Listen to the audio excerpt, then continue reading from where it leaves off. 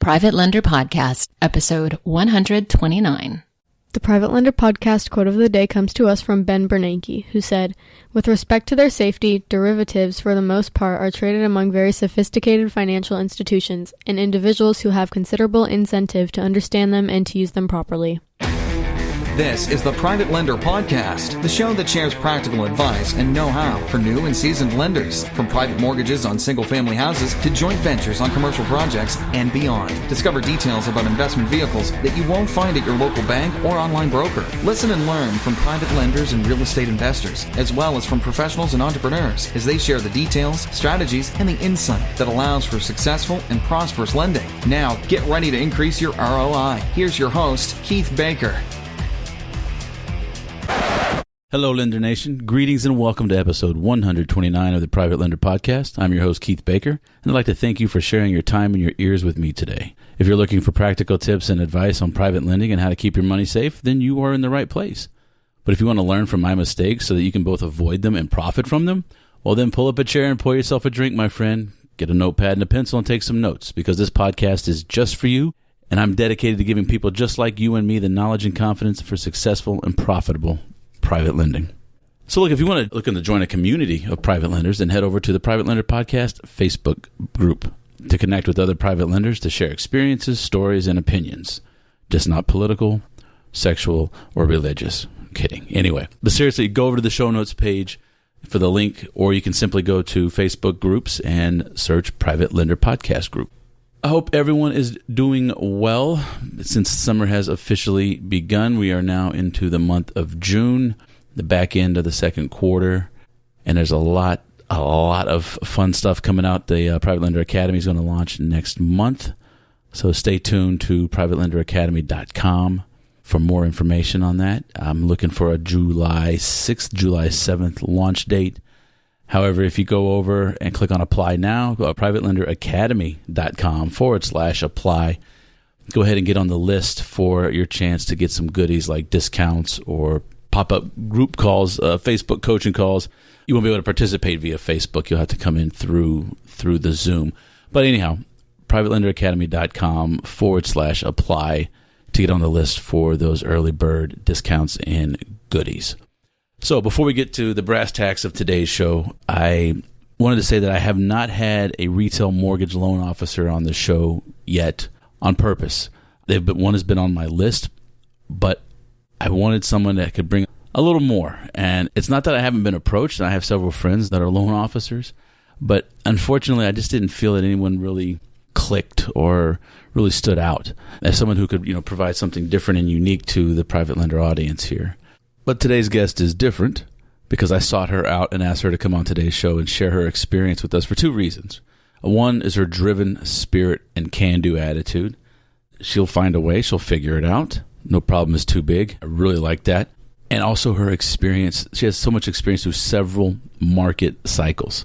Our guest today has been in the mortgage industry since she was 21 years old. She began as a receptionist and quickly rose through the ranks and became a loan officer. She's been through and survived the savings and loan crisis that started in 1986 and went into the 1990s, the dot-com bubble of 2000, and most recently the Great Recession or global financial crisis of 2008. And she didn't just survive these, she thrived through them. So let's get to the heart of the matter and to the interview with Jill Underwood. Lender Nation, please help me welcome Miss Jill Underwood to the Private Lender Podcast. Jill, welcome. Thank you. I'm so happy to be here. I'm excited. There is so many reasons that I wanted you on the show, but let's tell the audience exactly the biggest of the reasons, me being you are a loan originator, a loan officer, right? I am, yes. Tell us about what you do for your clients right now. Well, my tagline is that I help people make great decisions about their home financing. And there have been many years in my industry where people didn't make great decisions, but I'm still here making you and helping you to do the right thing. So it's a great tagline. And you should never ask a woman how old she is, but you've been doing this for a while. Like you said, you're still here. Like you've seen some market cycles and you go back. I mean, your mom was the realtor, correct? Yeah. I'm proud to say my age. I'm 61. I got in the mortgage business in 1981. So yes, I've seen a lot. I've seen many of a recession, and I've seen some very serious market changes as well. And I'm still here. Yes, my mother was a real estate agent when I was growing up. And I have a lot of older brothers and sisters. By the time I became a teenager, being a sponge of information, they were mostly gone. And so I got mom kind of all to myself. So I would seriously just follow her around and hang out at the real estate office. And she taught me how to talk to people. She taught me about negotiating and how to keep everybody happy with negotiations. And she taught me about things like equity. A 13 or 14-year-old shouldn't know what equity means, but I did. And so later when I was, 20, I was 20 years old and just broke as hell. And she was a top producer with Century 21 at the time. And there was a big Century 21 convention in Vegas, their top producer convention. And at the last minute, my dad didn't want to go, so she took me. So I got my first taste of a real estate convention when I was 20 years old in Las Vegas. It was awesome. I was about to say that's got to be quite the experience. It was pretty cool. And that was your first seminar or conference? It was my very first any type of seminar or conference. Boom, welcome to the big leagues. Right. And my mom and I were real tight. And we actually at one point thought that we wanted to open a real estate office together. And I actually went to college. I have a degree in real estate, so I am still degreed in my industry, but it never materialized for us to open our own office together. What happened is when I took the real estate finance class in my college courses, it just clicked with me. It was like, that's it. The law class, forget it. I didn't understand a word that man was saying, but the real estate finance just really clicked with me because she was already teaching me how to talk to people.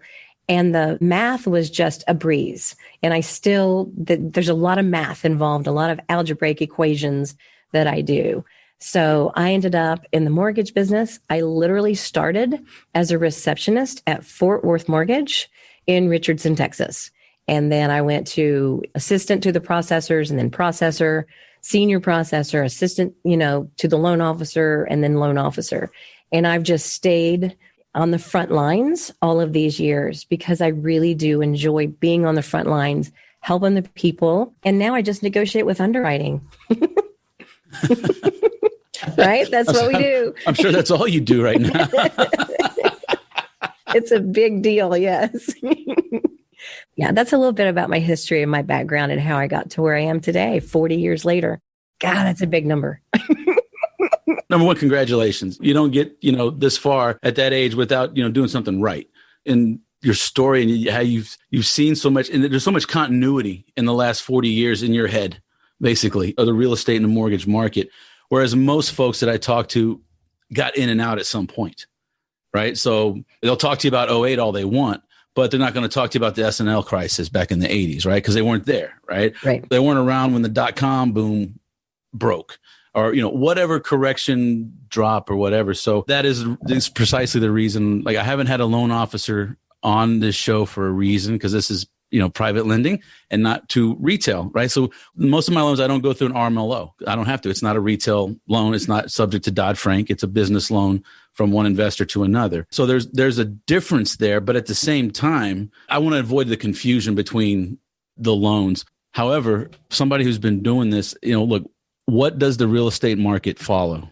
The retail market, right? So buyers and sellers, all that, it's all rolled into one, right? So then I got to the point, I'm like, okay, I'm doing a disservice by not having loan officers on speaking about the retail side because we follow it, right? And then right out of the gate, bam, 40 years. Can we just put this wire in your head and download onto this old hard drive right here? Just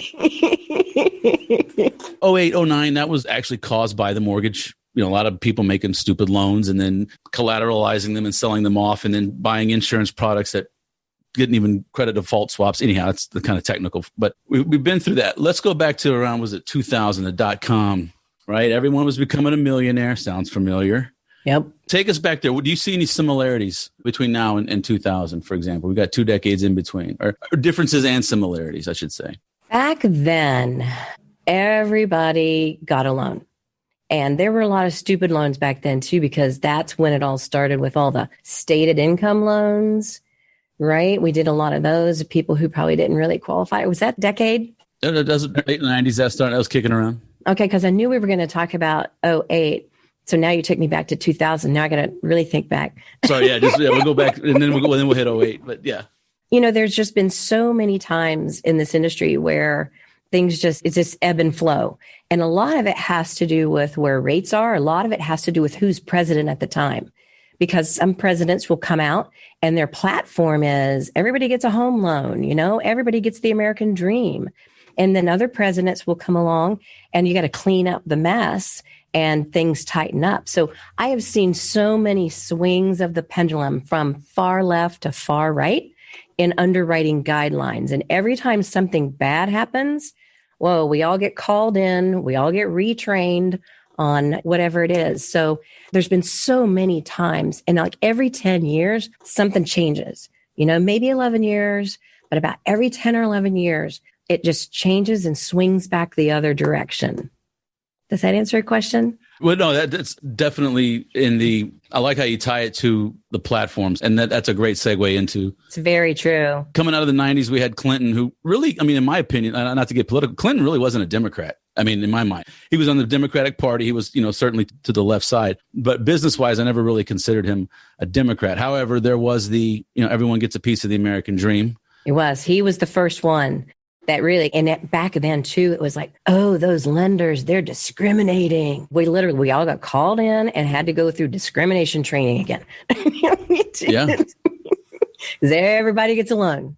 Yeah, it's kind of funny because so we went through that, and I would say that it took me 8 years to go through college. I'm no dummy, right? Like instead of 4, but I was coming out of that when the .com boom hit. And I remember my first sales job, it didn't last long. It was horrible, but it was selling window tint. And they just put me in these brand new neighborhoods with these huge houses. And everybody, was a seed round investor for whatever .com. And it was just crazy, the housing market. Crazy money. And then boom, it dried up, right? We get 8 years of Bush. And then, basically as soon as Obama gets in, it's like Bush was more Democrat than he was Republican in that sense because it was bubbling. And then bam, the gates opened. Can you fog a mirror?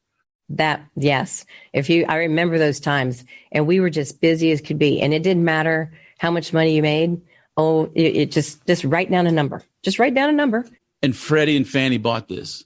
They allowed this. It was their guidelines. I should say we should back up and explain that a little bit, that when you sell a loan or a loan is underwritten, it is done so in conformance with the Freddie and Fannie guidelines so that loan can then be sold to another lender. For some reason, Wells Fargo keeps buying my mortgages. I try to get away from them. I can't. They buy my mortgages. Yes. So that is the standard by which loans are underwritten. And I guess what I'm getting at is you're pulling out some anger in me for Freddie and Fannie for allowing. I do that a lot. I'm good at that. To think about on my side of mortgage lending, a traditional mortgage lender who's going to sell our loans to Fannie Mae or Freddie Mac, which is ultimately the government, or even our FHA and VA loans, all of those are ultimately sold to the government. And on my branch of lending, an underwriter's sole job is to make sure that we have a loan that we can sell on the secondary market. Secondary market, which ultimately means that this loan is going to be a security on Wall Street. It takes about 4 months after closing for this note, this paper, to be a security on Wall Street. So leading up to the '08 crisis, it was like everybody gets a loan. Everybody gets a loan. Oh, let's make 125% of your value loan, right? And we were doing loans where you could buy investment properties, like a rental property with 0 down. You could seriously get an 80% first mortgage, 20% second mortgage, and buy rental properties with nothing down. It was crazy. Yes, please. I know, right? Where is that today? That all of those, there was just so much going on. And because everybody thought, oh, this bubble will never burst. And that's what they did on Wall Street. Because at the time, I had clients who worked for, oh, shoot, now the name of the company escapes me, where they're buying securities. And they would call me and say, okay, Jill, what are you selling on the front lines? Because they would know that in 4 months, they're going to be selling it on Wall Street. So they always had the in of what was going on out on the front lines because they'd call me and ask me. And so they just kept going, man. They just kept rolling. Everything just rolled and rolled. Fannie Mae said, Freddie Mac, everybody, if you can fog a mirror, if you've got a social security number, you can have a loan. Job? Okay, good. You got one? Cool. We'll give you a loan. You want to buy rental properties? Cool. Here you go. They were just handing out the money. And as we all know, you can't do that forever. You just can't. Something's got to stop. But the people on Wall Street, there's the problem with 2008. Nobody thought it was going to stop. Everybody thought this was going to go on forever. And it doesn't. It can't. Nothing can. Just like our run up in values right now. And the difference between the crash of 2008 and where we are right now, the difference is that in 2008, leading up to that, everybody was highly leveraged.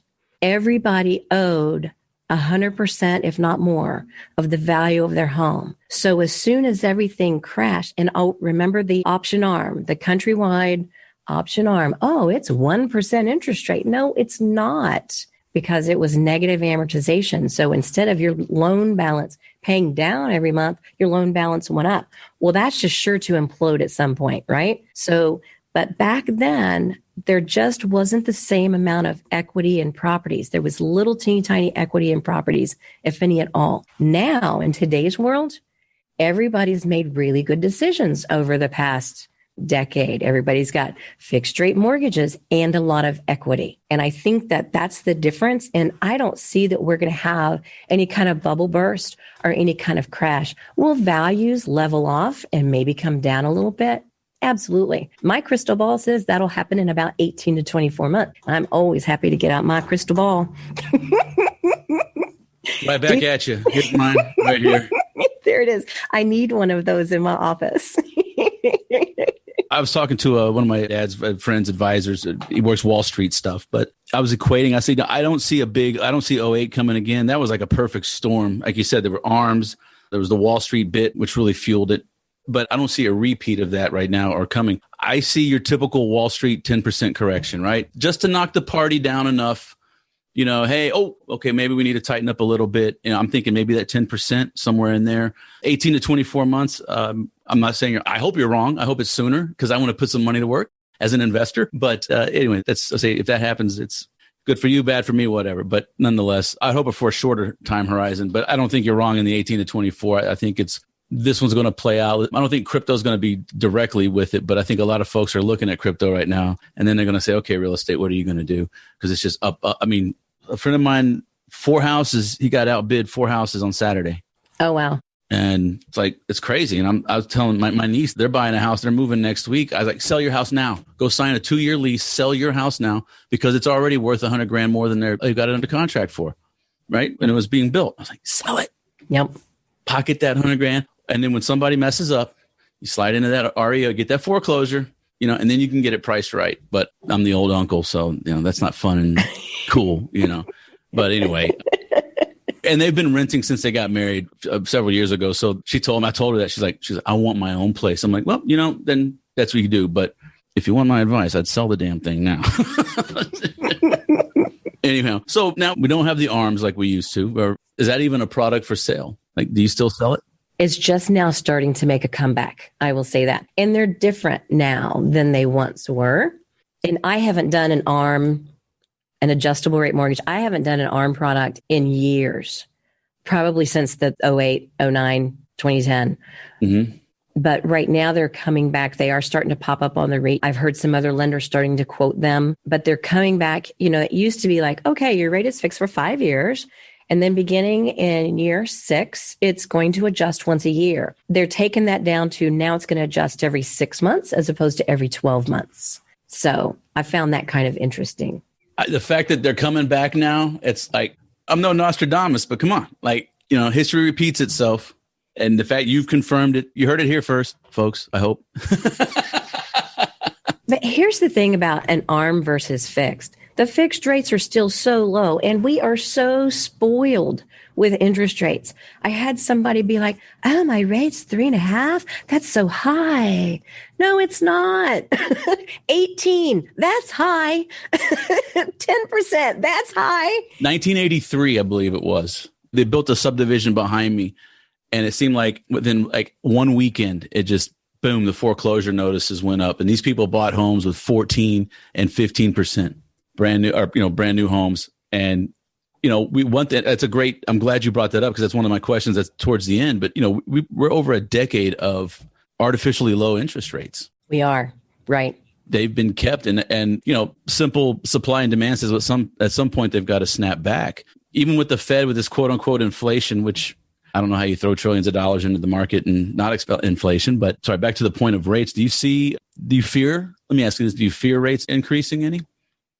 No, not at all. Here's my crystal ball on interest rates. I think that we're going to have another good 2 years of really lovely rates in the range that we are. We've already hit bottom, but I will say this. Today, interest rates are a quarter lower this week than they were a year ago in this week. So rates are still super, super good. I think that so much of, yes, inflation is bad for rates. And nobody likes that. But I really think the Fed is going to keep things under control. They watch inflation very, very closely. There's actually an inflation report coming out on Thursday, I believe it is. But the other thing that goes hand in hand with interest rates that a lot of people maybe don't realize is the amount of debt. So every time that they're throwing another $1 trillion out and handing it out to consumers, it increases that debt, and that helps to keep our rates low. There's a whole chart about it. I've got this chart. I did a video on it a couple of weeks ago,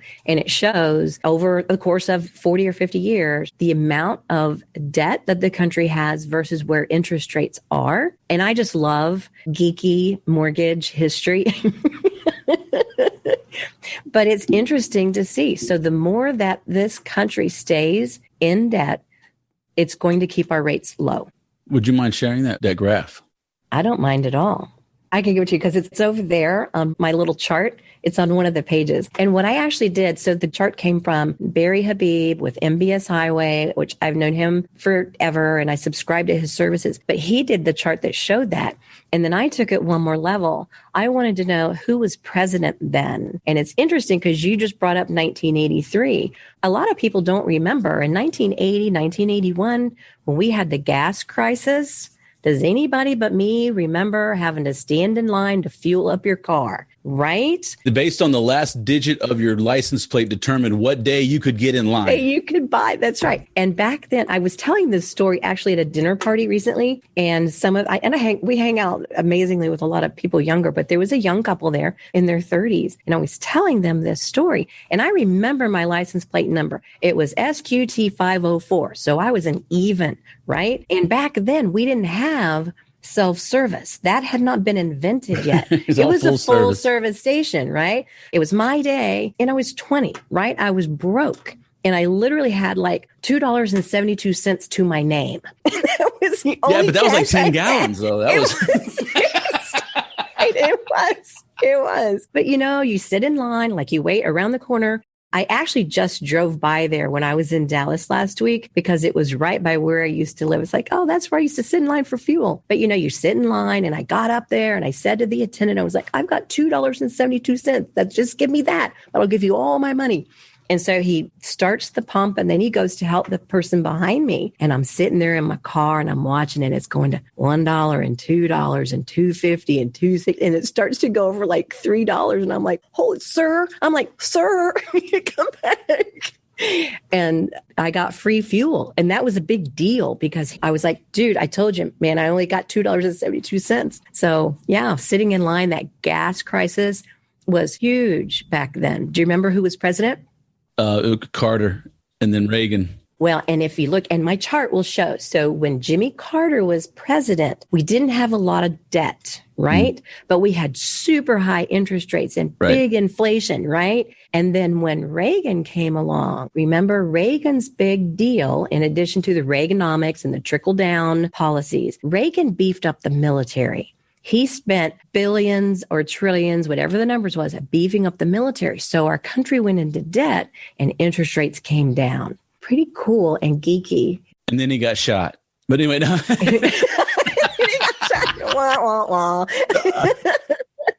I remember the day he got shot. I was very young, and I remember walking to a little park at the end of the street, and it was weird because I remember, my dad always talked about Kennedy being assassinated, and then my dad was a big fan of Reagan, and he kind of laughed at Reagan getting shot, and I didn't understand why. He's like, he got shot with the 22. I mean, come on, yeah, it can be lethal, but I sort of felt the same way on 9/11, like when they attacked us, so to speak. So I remember Carter. I remember my dad yelling about Carter more than I remember Carter. From what I can tell, Jimmy Carter is probably the most decent human being that we've had as president in the last 50 years. He just wasn't the most effective in office, unfortunately. But yeah, I remember the gas lines. I remember, the interest rates that just were insane. How are you going to, people complaining about 3.5%. I got 4 1/8 on my house here. And I was like, lock it in. I don't care. Lock it in. Yeah. I'm not going to, I'm not going to roll any more dice. So you might want to refi. Do you need for me to refinance you? I can't because I don't have a W-2 anymore. I've got to wait another year. I've already tried. The judge is making me, the divorce decree is making me refinance the house. I was like, yeah, I probably should have done that before I left the corporate world in W-2 and went off on, doing my thing. So I have an agreement with the ex. I'm like, what do you need until I can refinance this thing? I'll give you some hush money, I'll take the kids, whatever. So until I can get, 2 years tax returns and all that fun stuff. I'm in no rush. I don't think interest rates are really going to go anywhere dramatically. I mean, I think they might pop up and down. Like I said, I always joke, they say I may not have married the right woman, but I divorced the right one because the relationship's great. The kid, she lives around the corner from me. There's still, interaction. So I'm not going to, and it's the mother of my kids, I'm not going to turn my back on her. But I did tell her, I was like, look, I can't refi. Right. So you take me to the judge or whatever, but I'm telling you, I can't refi. Nobody in their right mind would refi. And I tried. I called some door knockers and, hey, can you refinance me? 2 years of W-2 or a 1040? I was like, no, don't have it. But yeah, anyhow, I went down that road. Sorry about the refi because I do need a refi actually. But anyway. We'll figure it out next year. Yeah, well, exactly. The correlation that you shared between the debt and the interest rates, fine, and then you lay it over with the presidents. Yeah, that's going to be a nice touch because I don't think the U.S. is, since Carter, I don't think we've seen inflation. We've had our spikes and our scares, certainly, but it wasn't prolonged as like that period of the late 70s into the early 80s were. But that's a cool correlation, so that's good to know, especially from a private lending perspective. What about the late 80s with the savings and loan crisis? Oh, that was so much fun. Oh, you have the floor. I used to have a T-shirt.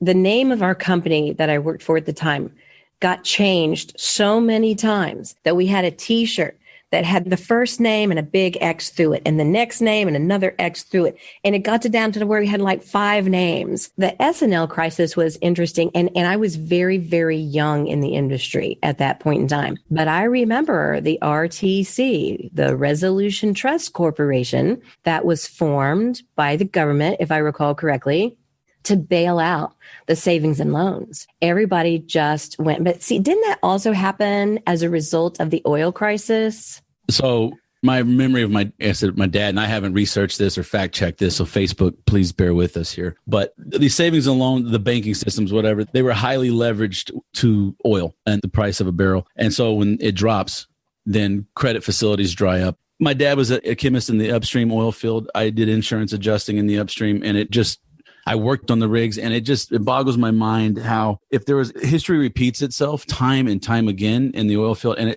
people still they just think that $100 oil is going to stick around forever, right? And they just think the party's never going to your point in Wall Street in 2008. They just think the party's never going to end, and then it does, and then it's not like you're missing one musical chair; you're missing all the chairs, and there's no more music. Period. Right. You got to pick up the pieces. So banks will lose money, take it on the chin. Credit facilities dry up, shrink. And then people get the, Greenspan's irrational exuberance. They go buy the F-350 pickup truck when all they need is a little 4-cylinder S10 or whatever, Here's the common thread. All of the crashes that I've seen, the common thread is the word that you just said, leverage. When everybody is highly leveraged, one small thing goes wrong, then you're toast. Yep. So that's why I think that where we are right now today is going to be different. It's not going to be, a hard crash where everybody falls on their face, because there's a lot of equity in homes right now. And I think that our Fed has learned from so many mistakes of the past. And I think I just really have a lot of confidence in our Federal Reserve System that they're going to do the right thing for the government, for the consumer especially. I think that they will keep inflation in check. And when they dole out this money, what is the new one? $3,600 per child as of yesterday. Did you hear that news story? My therapist said I shouldn't watch the news. Your therapist is a wise person.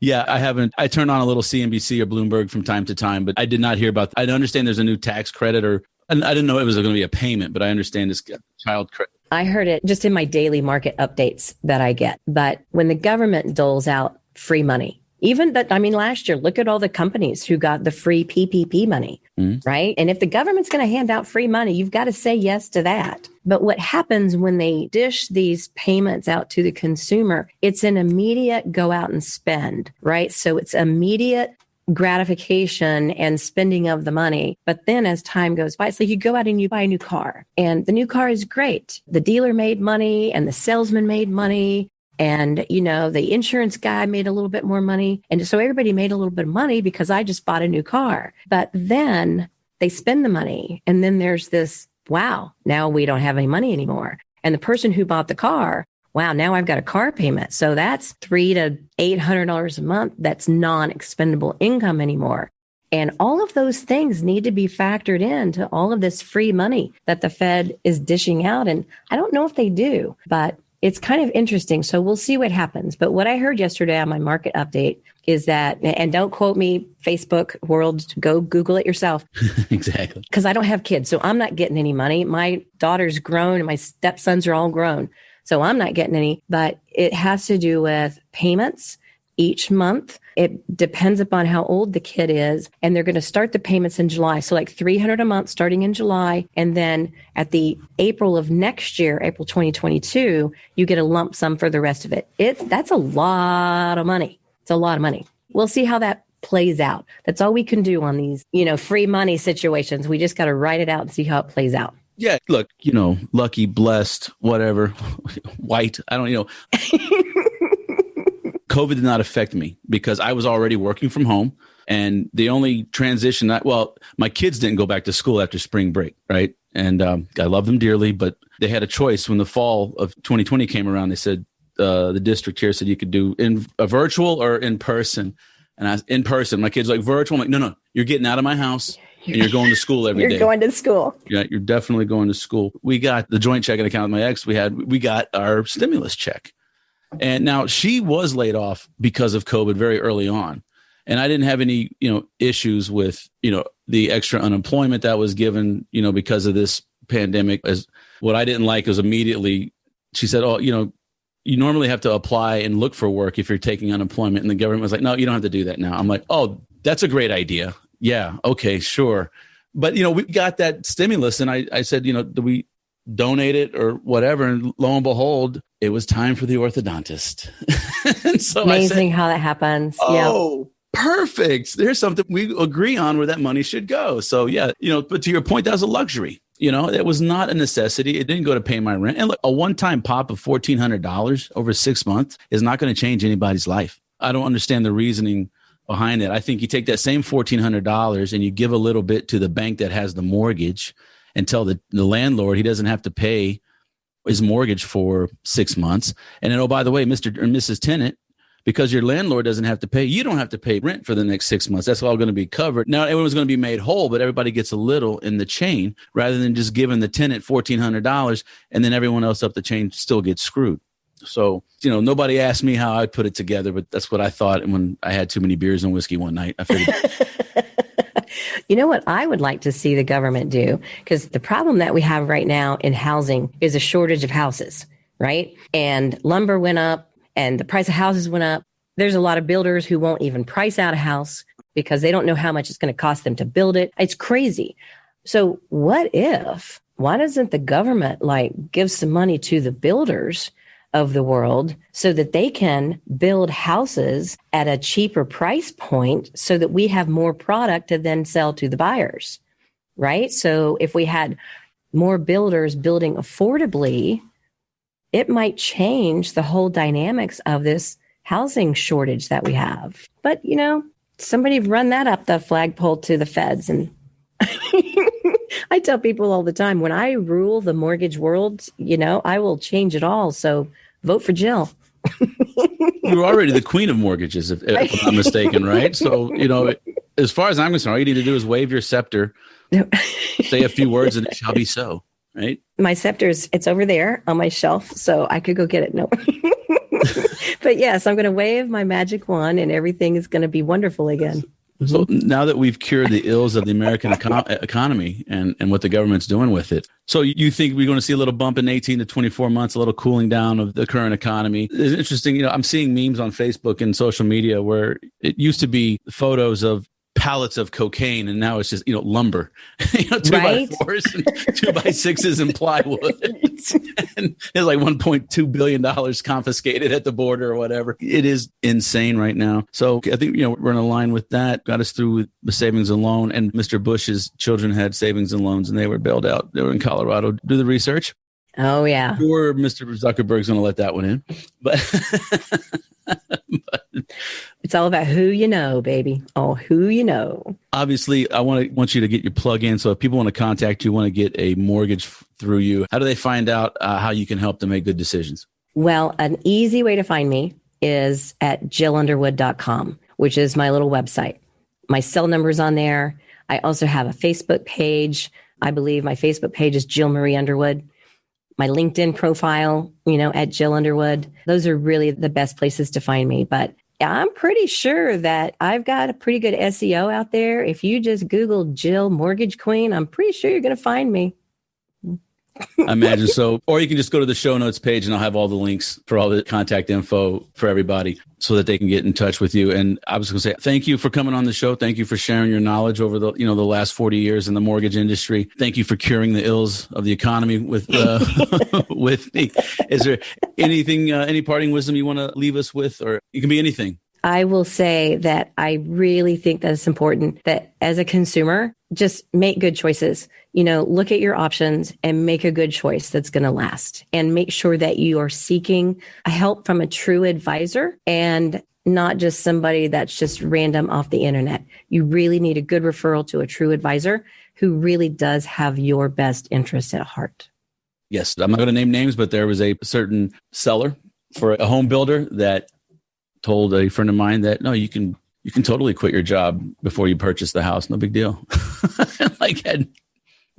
Go get that extra credit card right while you're at it. Yeah. Anyway. Okay. So JillUnderwood.com, just search Jill, the Mortgage Queen Underwood, right?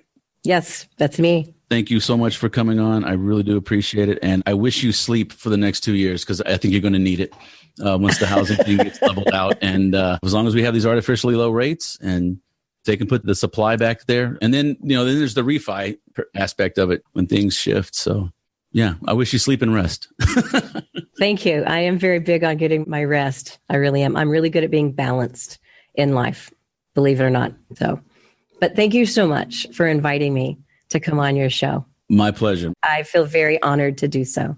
Oh, well, thank you. You've honored me by being here and talking. So the pleasure's all mine. Take care. All right. Have a great day.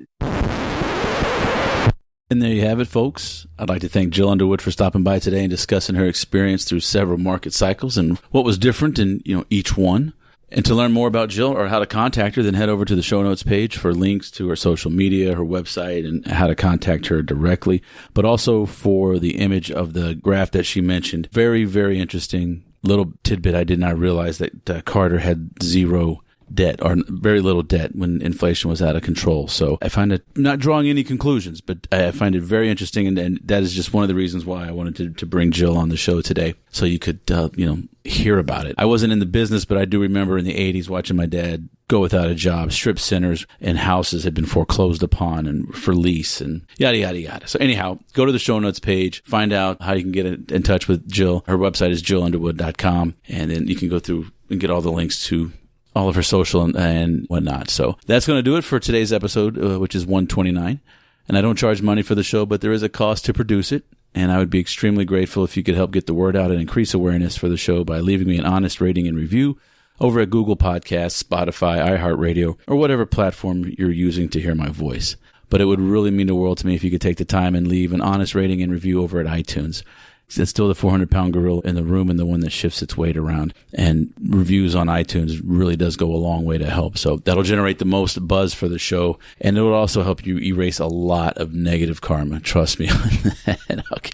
No guarantees or promises. Don't forget to join the Private Lender Podcast Facebook group. The link's on the show notes page. Or just, just search in groups for Private Lender Podcast. And don't forget the Private Lender Academy will be dropping in or launching in July of 2021. Go over to privatelenderacademy.com for more information. Okay, that's going to do it. Thank you for listening. Thank you for your time. And in addition to mindfulness and self-awareness, I wish you safe and successful private lending. I'll catch you on the next episode. Thanks so much for listening to this episode of Private Lender Podcast with your host, Keith Baker. For more great content and to stay up to date, visit privatelenderpodcast.com. If you enjoyed today's episode, please rate and review, and we'll catch you next time.